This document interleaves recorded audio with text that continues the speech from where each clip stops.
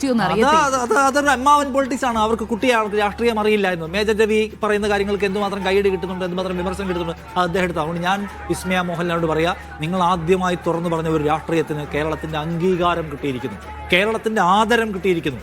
അത് നിങ്ങൾ മനസ്സിലാക്കുക. നാളെയും ജീവിത വിഷയങ്ങളിന്മേൽ എന്തു പറയണമെന്ന കാര്യത്തിൽ നിങ്ങൾക്കത് പ്രചോദനത്തിന്റെ വെളിച്ചമായിട്ട് മാറണം എന്നാണ് ഞാൻ പറയുക.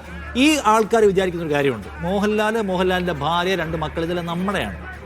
നമ്മൾ എന്ത് തോന്നിയാസം കേന്ദ്രത്തിൽ നിന്ന് കാണിച്ചാലും നമ്മളെ പിന്തുണയ്ക്കലാണ് ലാലേട്ടൻ്റെയും ഭാര്യയുടെയും 2 മക്കളുടെ ഉത്തരവാദിത്വം ഇവർ വിചാരിക്കുന്നുണ്ട്. അത് അവരുടെ കുഴപ്പമാണ്. ഞാൻ നേരത്തെ പറഞ്ഞ പോലെ മോഹൻലാൽ അങ്ങനെയൊന്നുമില്ല. മോഹൻലാൽ അദ്ദേഹം മോദി സന്യാസി തുല്യനാണെന്നും പറയും.